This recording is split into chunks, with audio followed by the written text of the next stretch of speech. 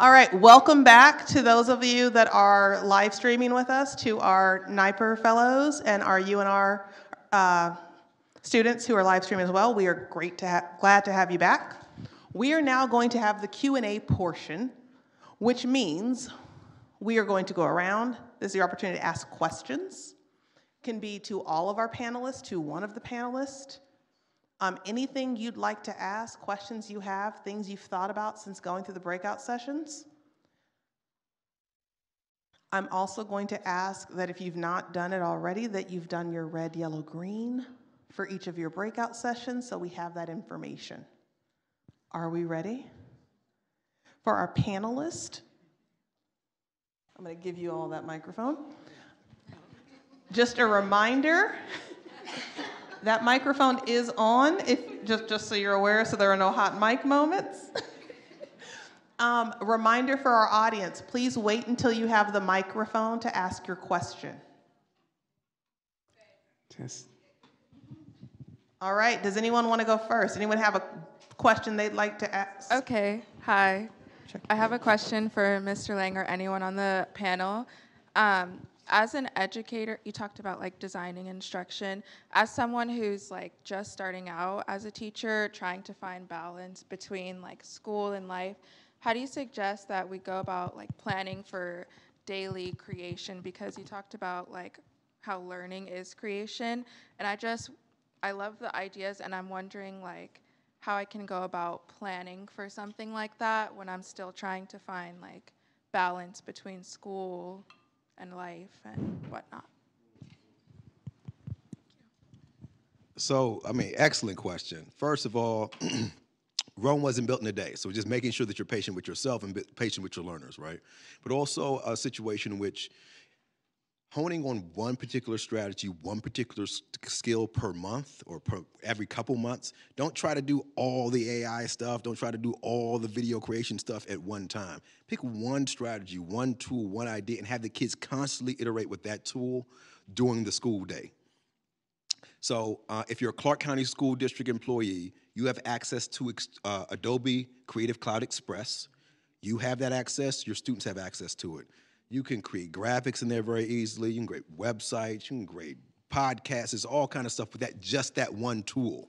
So just exploring one idea. Also, you as the teacher don't need to know how to do everything. Free yourself to allow students to go and investigate, to experiment. They will come up with all kind of ideas and uses for those tools that you may not have even thought about. And so also leveraging, as I said for one of the classes, one of my students, when we were over the pandemic learning, I didn't believe him, but he had 250,000 TikTok followers. Now, I am not a TikTok aficionado, but obviously he is. Should I teach the TikTok lesson? The person who should be teaching video editing should be the second grade kid that has 250,000 TikTok followers, right? So why would I put that kind of pressure on myself when I have somebody who's already an expert in the class to do that? So if you're not doing this, one of the things, the skills inventory for your students, what are they interested in? What kind of talents do they already have they bring to the table? And just kind of leveraging those things. There are also tools like Thrively, so Thrively, and I'll make sure Morgan gets the link to this tool as well. It's a portfolio tool that's free, but it also does a strengths assessment for all your students. It does a hope assessment for them and gives them ideas for what they want to be when they grow up. And then it gives them customized playlists of videos and activities for that particular profession. So if I want to be a video editor, great. It's going to give me videos and things, tutorials that I as a teacher do not need to know how to do, that allows that student to kind of lean into those things. So give yourself the grace to be a human first, all right? And that you don't need to go and control all the things, but allow your students, because they have talents they're coming to class with and school with, to utilize those talents to create things. So that's a great question.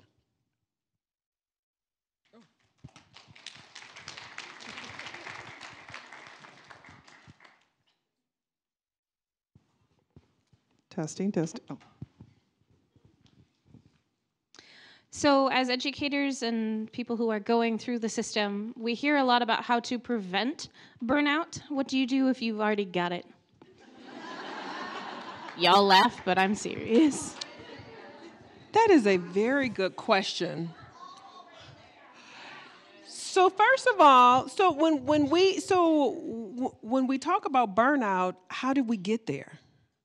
When we talk about trauma, when we talk about behavior issues, when we talk about stress, what is the root cause of that? What is the root cause of the stress, and what part do I have control over? So when I was sharing in my breakout session, just being able to decompress before going home, turning on that music, singing out loud, how did you get to that point of burnout, and what do you need to do to dust yourself off and begin again? Giving yourself grace. And just realizing that we give and give and give, and sometimes the people and the students and our colleagues and our families that we give to, they're not always receptive. And so, again, another grandmother saying, be careful about throwing your pearls to swine.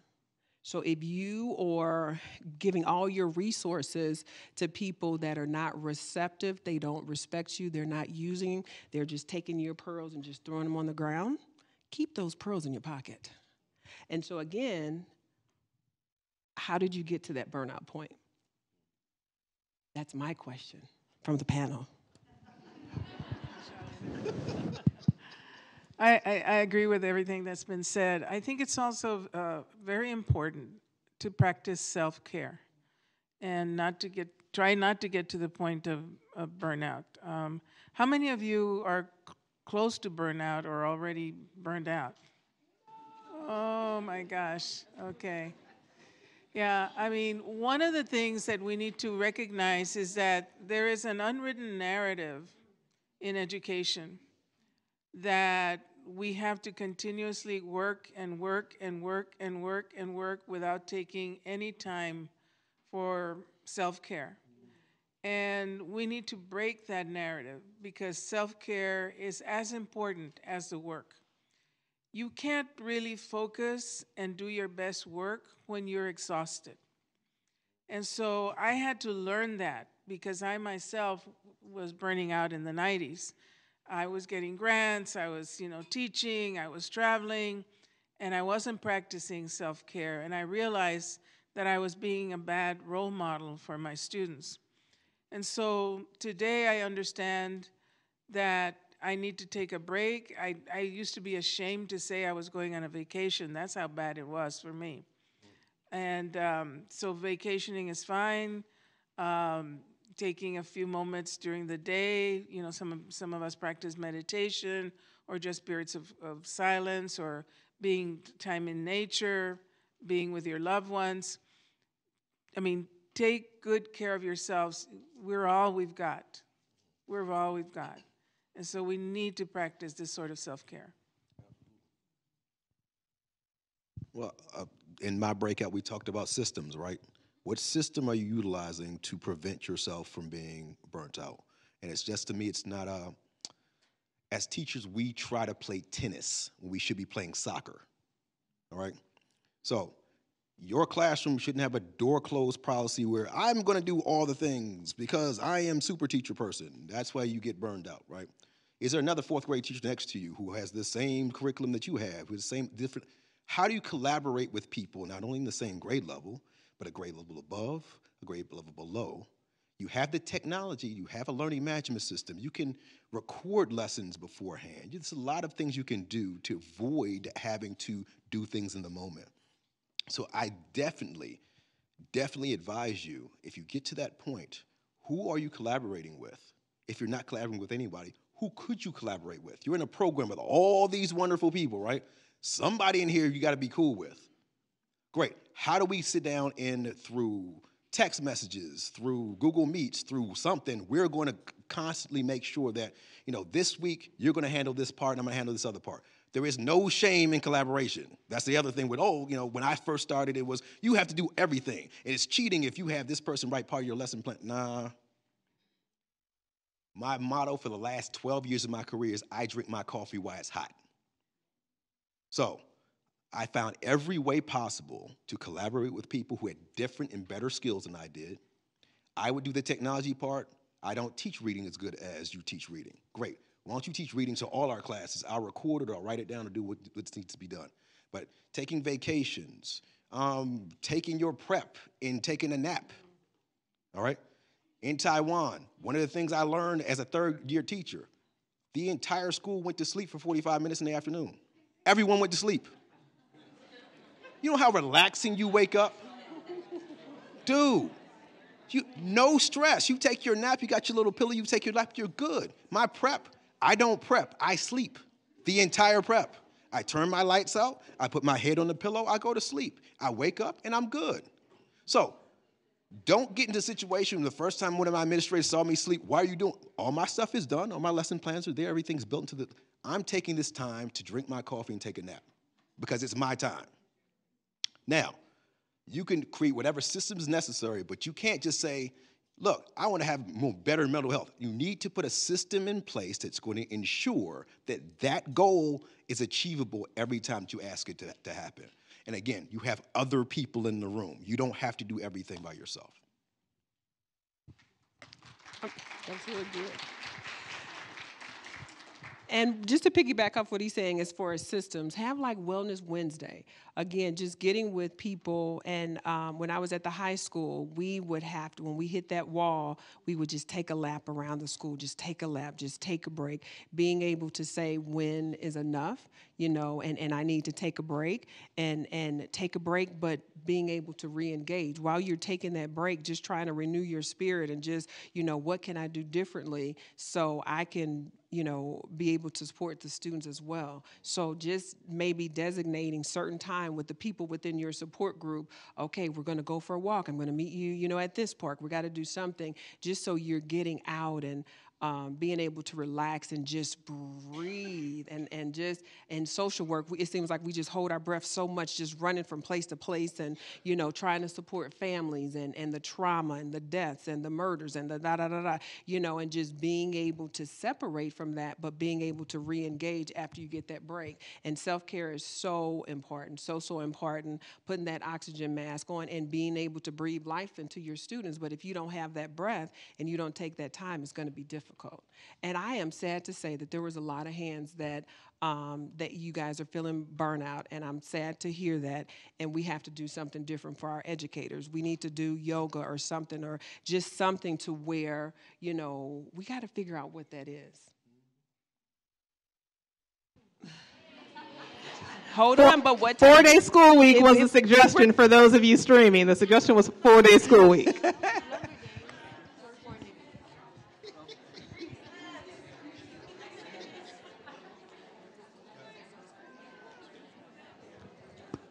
So what can you do to implement those systems when there's already Hold systems? on for 1 second. I appreciate that we're having great conversation, but let's be responsible and respectful of our panel's time, and also that we have people live streaming so that the conversation makes it difficult for them to hear as well. So what can you do to implement those systems when there's already systems working against you? Like, I know some teachers who have to sell their preps just to like make more money, or teachers who can't go on vacations because they can't afford it. Like, how do you work around that? So you can ask for permission, or you can just do what you need to do. And one of the things that I became when I was a third-year teacher, I became unreasonable, right? There are certain things that I'm going to do and certain things I'm not going to do. And unfortunately, you've got to kind of build yourself up to a place where I'm not going to be unprofessional, right? I'm still going to do my job. I'm going to do it at the very highest level that I can. But I can't do my job at the highest level that I can if I'm burnt out, right? Suddenly, I become a negative influence in a particular space because I'm not feeling particularly well. Again, I'm somebody who, my allergies get really severe during September and whatnot, right? So if I come to school and I'm dealing with a physical malady, and then I got Principal X saying, now you got to do this, and you got to sell your prep, and it's, nah, I'm not going to do all that. Now, I retired in a different era of education, right? And there are situations where, to me, if I'm you, just like your college professors, you have a conversation with your supervisor. Like, just don't, like, off rip, just be like, you know, I'm just not going to do stuff. Here's what I'm feeling. This is what I think I can do. And here's the output, right? Because intelligent supervisors don't want to lose valuable employees, right? If that person's a principal that has any level of ambition, that person's principal is not where I'm going to stop. I want to go to assistant superintendent, da, da, da, da. So how do I go and get the best out of you? Now, again, if there's sometimes you're going to sell your prep because there's not enough sub cover, yeah, you're going to have to go bite that bullet sometimes, fam. But in the grand scheme of things, if you're someone who's working hard, you're working efficiently, you're doing what you need to do, and I've had that conversation. Again, I said before, the technology can't replace human relationships, right? If I walk into into my principal's office and say, look, you know me, this is how I'm feeling today, this is what happened, this is what's popping up. Most people who are reasonable are going to be like, okay, cool, I understand what your perspective is. Here are the mandates from the district. Here's a place where we have little fuzzy areas. And here's places where you can just go wild, right? But you can't have a situation, in my opinion, in which you set a system that you're not illustrating that system to your administrator to say, when you come into my classroom, this is how things are run. You can't just go off into the horizon, you know what I'm saying? And so, again, getting a system, having a system that you can articulate to your administrator so that when they come in and they see how things are working, kids are working independently, they're doing collaboration, it's not a surprise that when you see me at my desk, I'm at my desk, because you know that's how my system is running. But a lot of times what happens is we do New Year's resolutions, right? Oh yeah, I'm gonna lose 15 pounds this year, I'm gonna save more money, et cetera. But you have no system that actually supports those actions. So you'll say you're going to do a whole bunch of stuff, and then you end up back in the same rut that you had, right? And when that administrator walks into the classroom, suddenly it's, what are you doing here? Oh, I'm actually trying to do X. Well, you didn't have a system that actually supported that thing, right? And that's when we have the frustration of, I think I'm doing this, my administrator doesn't understand me, and now I'm burnt out, or I'm frustrated, or I want to leave and go to another school. So my thing would be, you're a professional now. Go in and talk to your administrator like a human being and just say, look, this is what's going on. That person, my experience, those people are under the same pressures you are in most cases. That pressure on them to get 5-star schools, and the test scores have to go up and stuff. If you humanize yourself to them, they'll humanize themselves to you.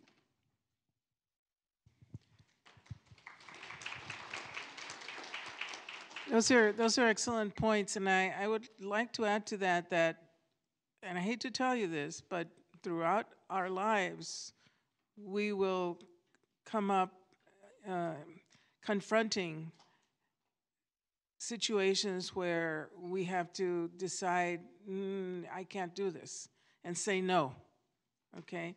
And that happens to me all the time. Some great things might come my way, but I have to say no because there's just too much that I'm doing. And so having that ability to say no is going to be very, very important as you move forward in your career. Because what you're experiencing now is real, but do know that more of this is coming, unfortunately. And so this system that you have in place is going to be really, really helpful as well. But I will say this, if you do not set boundaries for yourself, you can break. You can break. You're going to get sick. You're going to get burned out. And I hate to say this, but you can get sick enough that you can actually pass away from heart attack or whatever, just from overwork and burnt out. That's an extreme situation, but that can happen. So we need to set these kinds of boundaries. It goes also back to self-care.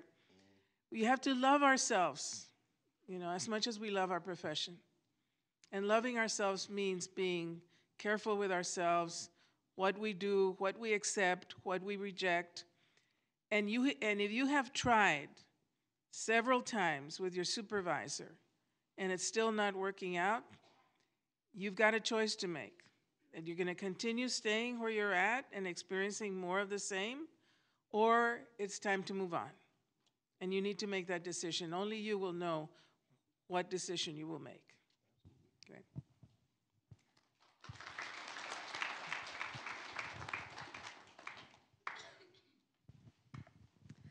Hi, so I've got a question from Paige, who's up in Reno right now. She said, we've talked about trauma and pain a lot today. Thinking about the poem we heard during Dr. Rendon's presentation, it was very heavy and profound. How do we as teachers create a safe classroom environment for students to feel comfortable sharing personal experiences? I want to go back to the importance of validating relationships. I think creating a classroom that has community, that has care, that has compassion, that builds respectful relationships among students and between teachers and students can go a long way in terms of helping students feel that they belong, that they have something to offer, and that they can be successful. In the absence of belonging, in the absence of empathy and compassion, you're going to have a situation where trauma can exist, where students feel like not very, very comfortable in the class. And so it's very important to build a relationship-centered community of learning. And that would be key, I believe, to helping to address these kinds of traumatic situations. Sometimes we have to step in and do a little extra with students. Sometimes we have to just sit down with students individually. And if we can help them, refer them to someone that is more trained than we are, so that they can get the help that they need, excuse me.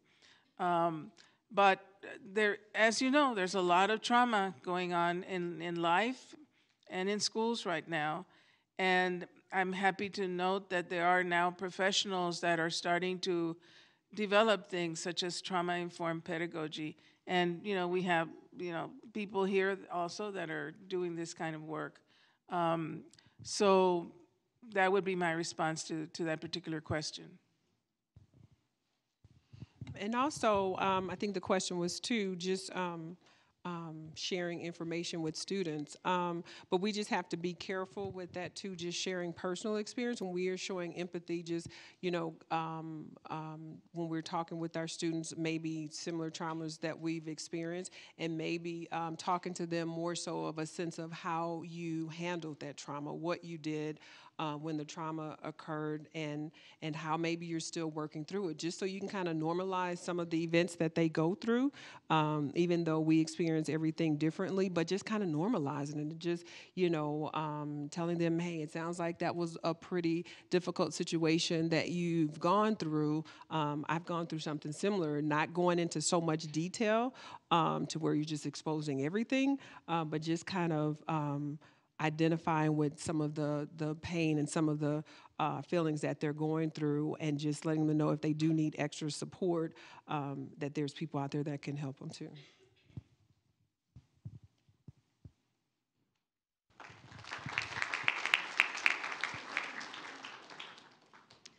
Okay, so I'm in the special education department, and this is like my first year working in the special education department, and I also work for a charter school, so not CCSD.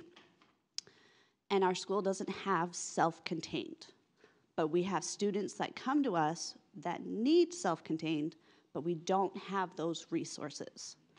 And I'm sure you guys, well, maybe you guys don't know, there's a whole process, like we can't just kick them out and reject them. So like that's kind of leading to burnout of we don't have the resources we need to help this kid. So what do you do for yourself when you're in that rock in a hard place? That is a very hard place to be in. And I'm not sure of the setup of the charter schools, or if the IEP can be reconvened to where, and I don't know if you all have the resources to have a one-to-one person to work with it, if they have a behavior intervention plan. I'm not too familiar with the charter schools, but just trying to identify what do I have control over in the situation, what kind of supports that are in the school that I can reach out to support me, how can I bring the family in to say what are some of the triggers a student has, what are some of the techniques that the family uses when the student is in crisis. And I know you guys, I don't think charter schools have social workers. I don't think, you may have safe school professionals, yeah, on your campus, and just reaching out to community resources that work with students diagnosed with autism. And getting with a group of people to support you, to kind of give you different strategies. They talked about different systems and connecting with people that can kind of help you with working with students when different events happen and what they've tried in the past, and even talking with the family.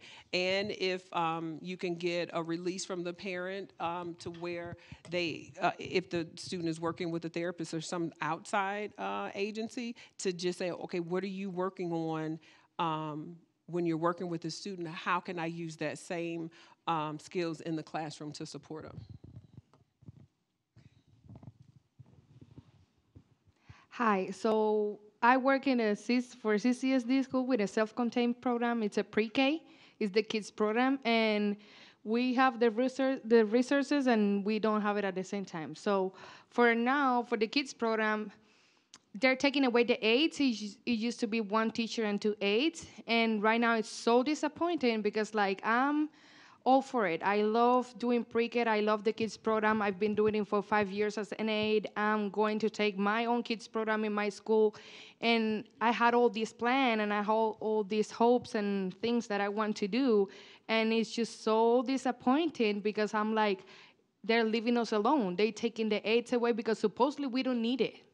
And I'm like, I don't know what people sitting in a chair said that one person is enough to take care of all those students that so much need that help because it's the first years in school. We have runners, we have little kids with, you know, they have no structure, no nothing. And I just feel like I cannot control that. But my principal cannot control that either. You know, I talk to her, she's really good and she supports us and she tries to help us, but she's like, I'm in the same boat as you. Like, there's nothing I can do to help you. So she cannot help me. Nobody can help us. The district is not helping. And I'm like, what happens when they are the ones who are disappointing you, are taking everything away from you? What do I focus on now? That is a heavy question. And I just want to say too, I'm sorry to hear that. I mean, I can only apologize, not that I have any power control over that. But when you're in your classroom and the students are misbehaving, if you and don't you guys yell at me, contacting the parents, looking at the IEP. On the IEP, is the student supposed to have a one? Now that's getting into something serious and legal.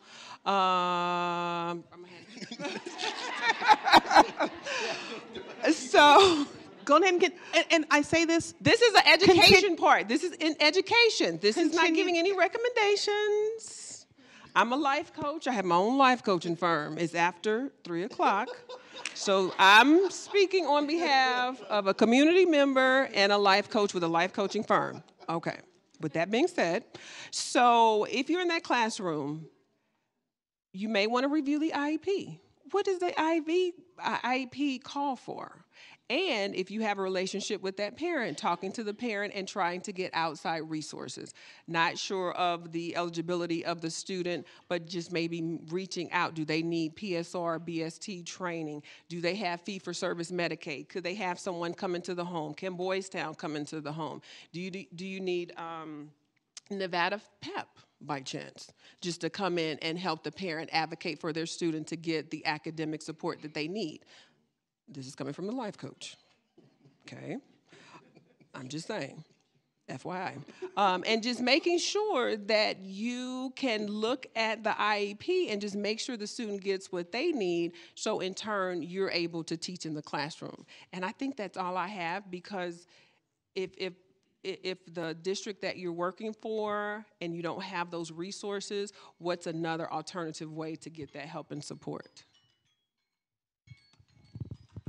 Also, again, just give yourself grace. Like, literally, like, do what you can. Don't stress yourself out. Don't sit there and be doing 80-hour work weeks trying to contact all the firms and I got to have them here on Monday. And give yourself grace. If you give yourself grace, you'll give them grace as well. You're 3. They're not 33. So they still got a long way. They got other opportunities to, stuff to fill in the gaps. And the other deal is, like, again, you're trying to prevent yourself burning out. You seem like you're somebody who's passionate. You spoke very passionately about that. You don't want to over-engage yourself and overindulge yourself in that process. It's such a situation where 5 years from now, you're like, oh, my God, what did I do this for, right? So give yourself some grace. It is the best thing. I was enough today. Was I perfect? No. Was I enough today? Absolutely. You were enough today. What comes to mind also is that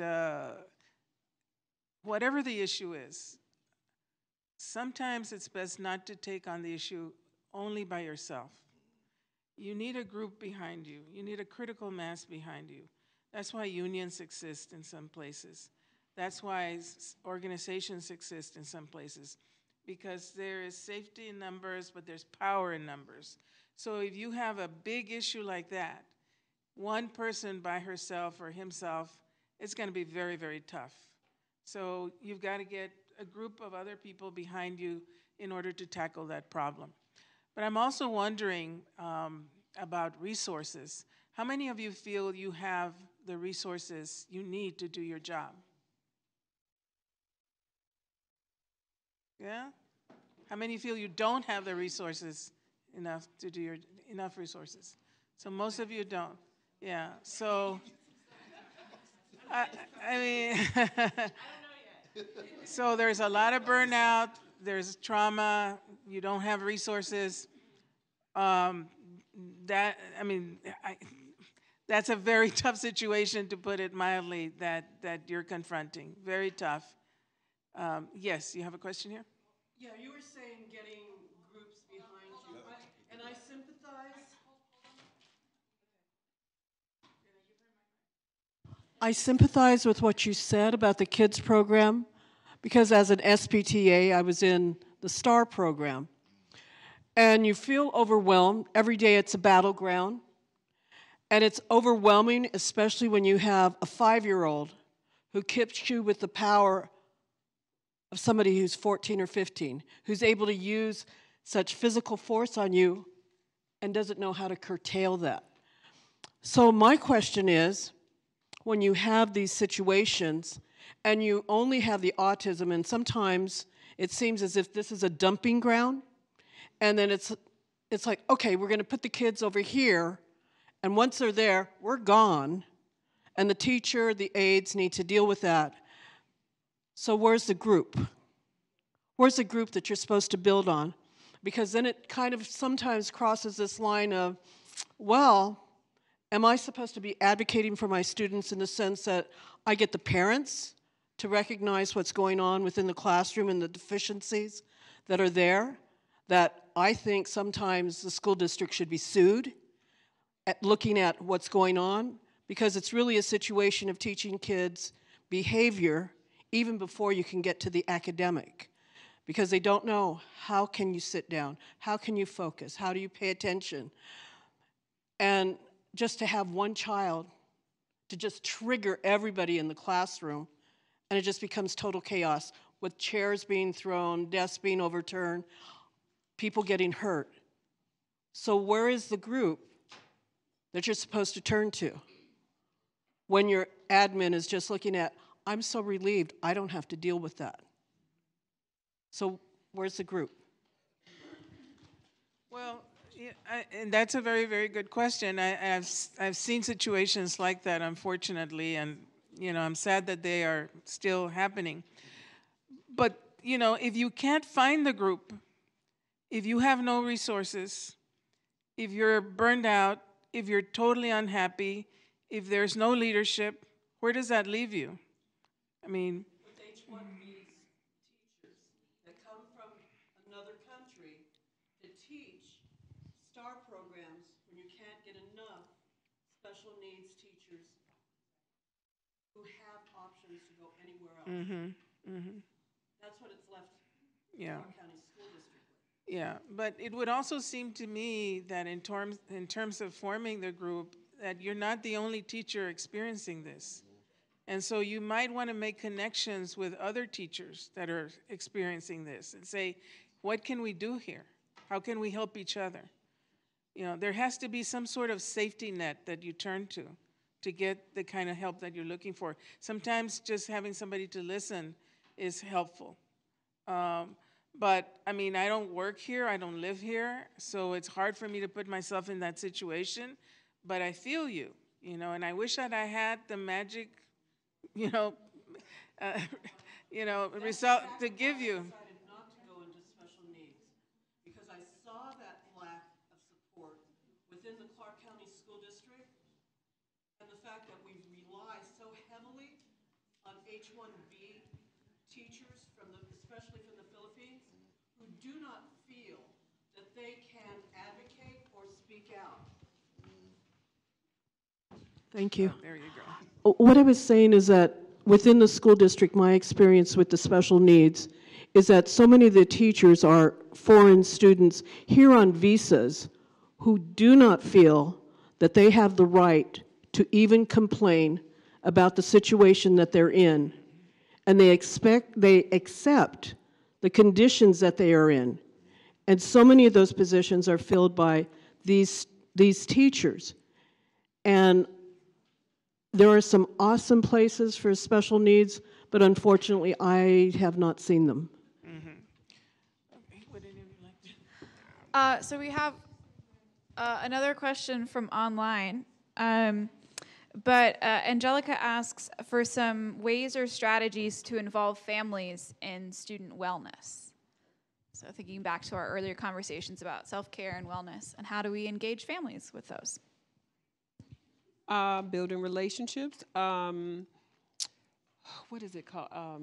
Newsletters. I'm sending out newsletters at the beginning of the school year. Just introducing yourselves, talking about different activities that are going to go on in your classroom. And we're in a town where a lot of parents work, and that's the main thing they focus on is work. And students are left at home to take care of themselves and raise their siblings. And so when we talk about wellness, we have to start with ourselves first and look at our own wellness program, what systems we have in place, when do we take time and give ourselves grace to take a break, and how do we, I don't know if I'm answering her question, but how do we reach out to those parents and talk to them about wellness? They may reject it and they may accept it. So I don't think I answered her question. However, wellness is important. But just, first of all, we have to get the families engaged first, getting them to come to the school.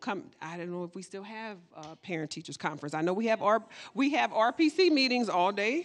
Yeah, okay. RPC meetings, yep, we have those.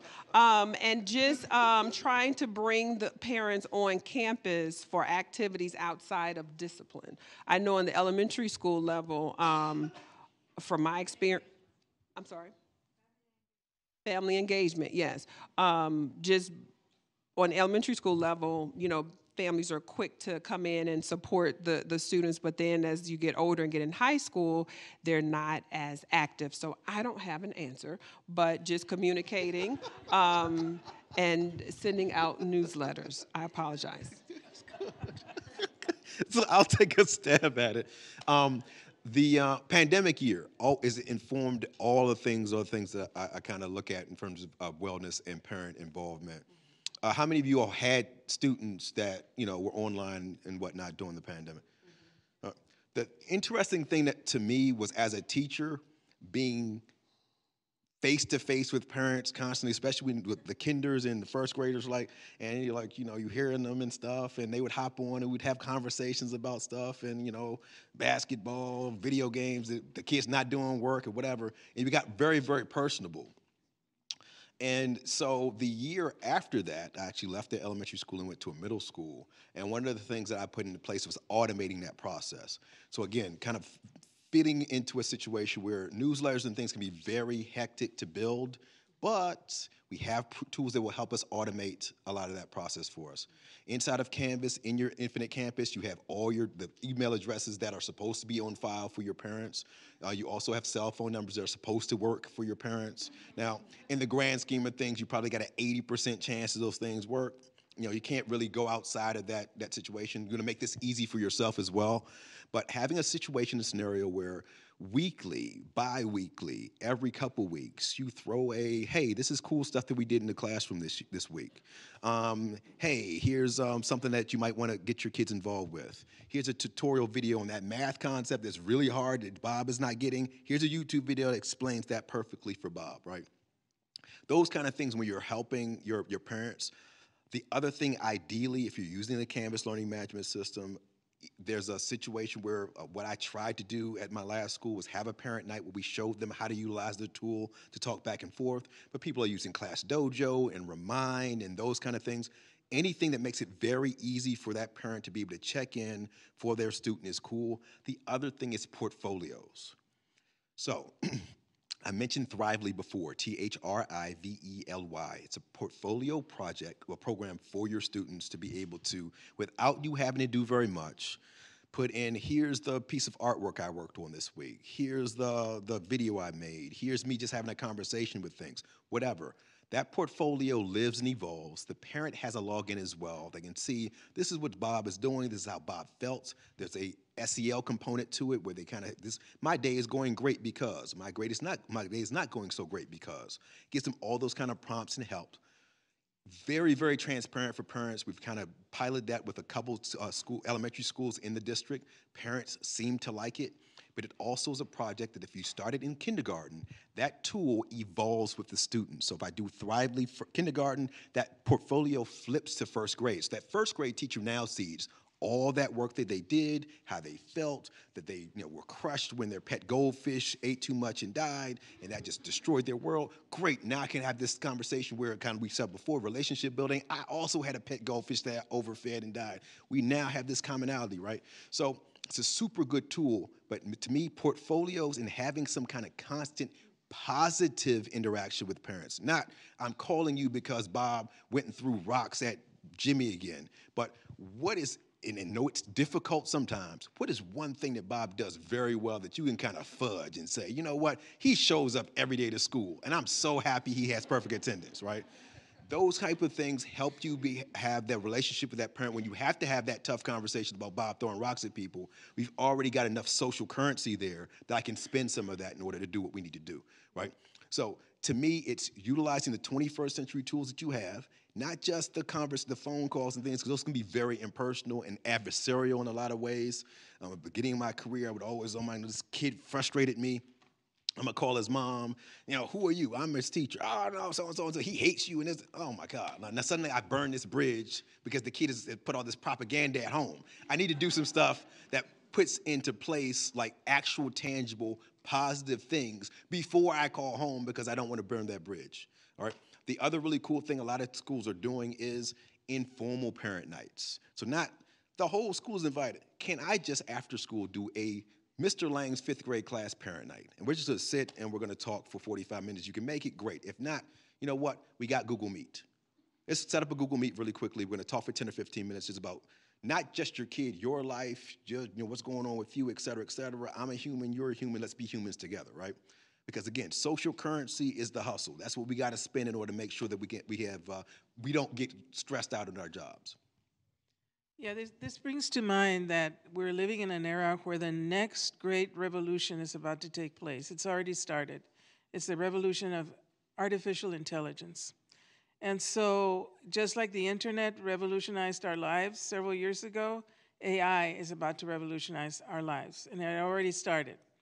So I'm just wondering how we can use AI. I don't have the answer, but how we can use AI now in education to deal with issues such as parental involvement and connecting better with parents and dealing with the kinds of issues that have been brought out, burnout, et cetera. And so, I don't know, are you an expert on AI? I'm not an expert, but we talked about it. Yeah, this is the guy that has all the answers right here, I tell you. Yeah, because, and the other part of that comes to mind is that many parents do not feel welcome in school, especially in low-income communities. Some don't know how to speak English. Some are afraid to ask questions because when they've asked questions in the past, they've been treated as stupid or dumb. They feel unentitled. And so we need to do a much better job at reaching out to these parents to make them feel welcome, to make them feel like their voice counts. That's also extremely important. Before we even get to what we're going to do, we need to make them feel that they have a voice, that they belong, that school is for the entire family, including the parents. And of course, the whole term parents needs to be interrogated as well, because we're talking about many students who are growing up with only one parent in the household, or with an aunt or a grandmother. And so when we talk about parental involvement, we're actually talking about the family, the real family of the student, which may or may not include both the mother and the father. So those are just some things to consider when we think about involving families in schools.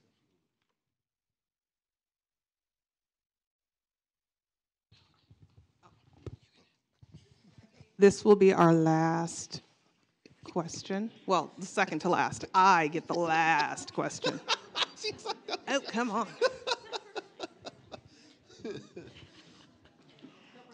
Yeah, thanks. Since we were talking about trauma and you brought up Uvalde and the kids at Robb Elementary, that's one of the truths today, I guess, is I have younger children, and I get, they see the news, they see the school shootings. It might not be a trauma that they've lived, but they have their, what is it called, the lockdown drills and stuff. Yes. Something I never had to deal with when I was in school. So it's not a trauma that they have lived, but it is a fear. And especially when now you have like these the bulletproof backpacks that parents now send with their kids and stuff. How do we help these students as parents and as teachers with the fear of a school shooting that's constantly with them when they go to school? Yeah, well, that's another very, very tough challenge. I don't know that anybody has the exact answer for that. There's multiple ways that people could consider. And I would think that speaking to the children and the parents, the families, and just having some time to meet with counselors to process their grief. When I went to Uvalde last May, I could sense the heaviness of the community. They had pet therapy dogs there, they had police there, they had, I have never seen so many flowers. They had people praying there. And so these are the times to turn to what matters most, which is our humanity, and the fact that people have suffered there, and we need to process that grief and bring in the resources, the counselors, the therapists that can help process that grief and that fear with our students. How that's going to take place, I'm not sure. I think some of the administration needs to come in to help with all of that. But what is happening now is to use the term unacceptable is not powerful enough, but it should never, ever, ever be a part of any school. And so I'm sorry that you're having to deal with that and that children are having to now think of these things. But we have to deal with it. Okay. Oh, you want to? So I have my final question. It's my favorite question. It's been a lot. We've had a lot. You guys have given us such great information. So if you could recommend one thing for us to read, watch, or listen to, what would it be? Take a moment, think about it, but everyone in this room needs to read, watch, listen to something. And it's kind of become a fun way to put down and come up with a list of things we need. So I'm trying to provide some filler time while y'all think things through. But that one everyone needs to experience. I'll go first just because I think I have the deal. Paul Arden, A-R-D-E-N, it was a very famous ad executive, and I always tell teachers that teaching is selling, right? It's stuff that kids ain't even interested in sometimes. How do I sell? How do I package it in the pretty gloss and say, hey, do the thing, right? So Paul Arden has a book called It's Not How Good You Are, It's How Good You Want to Be. And it's an ad man's take on, he looks at everything from,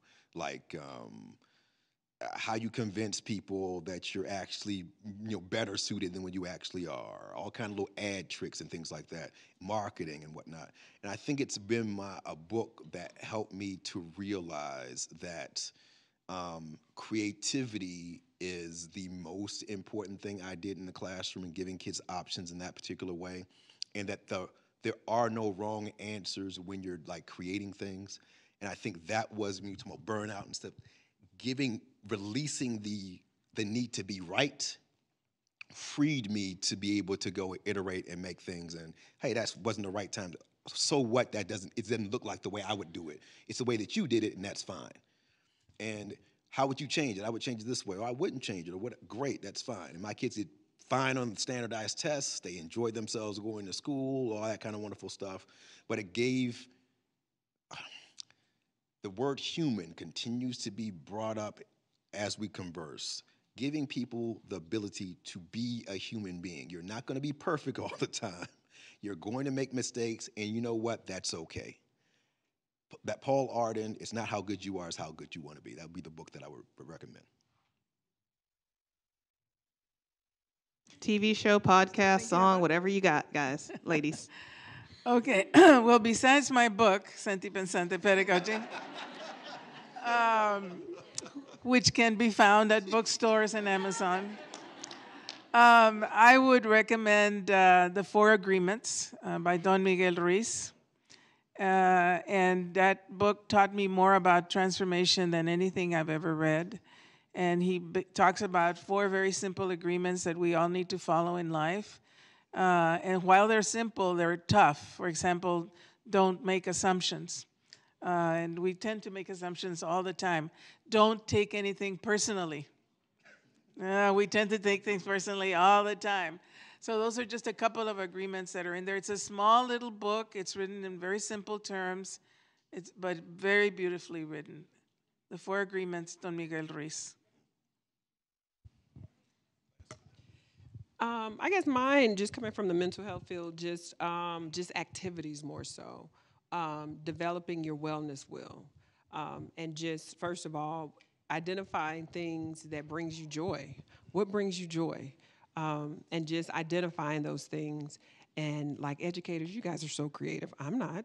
But just, making that list, making the will, and just spinning it at the end of the day. And just thinking about, this is my wellness will. This makes me happy. I'm going to do it today. And if you need an accountability partner, by all means, get an accountability partner, and you guys spin your wheels, and you guys take care of each other. I'm really sad, very sad, that the educators, they don't feel supported. I'm very sad that you all feel that you're not getting what you need. And it's my hope that we can continue to have forums to where your voices can be heard. And you all are giving ideas. And if there's any way I can support, I will. I don't have that much power. But I'm just going to be praying for you guys. And I want you guys to develop your will. And if you all have a group chat, I want you guys to take screenshots of your wellness will, share it with each other, and ask each other, when did you pick out something on your wellness will? Thank you. Hi, guys. So hold on. Guess what we're going to do for this wellness will? We're going to make a Slack channel for wellness wills.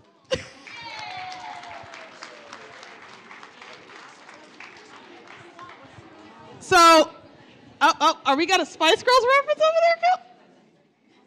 So, I want to take a moment and thank our panelists for closing out our PD session.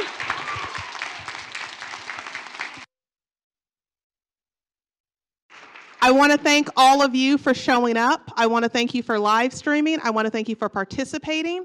I want to remind you all that are in the room that if you don't sign out, you get the alternate assignment. Just want to remind you. I know there's someone in here who's like, guys, I don't remember that you were here. You're like, remember? So this concludes our very last PD session of the semester. Thank you so very much.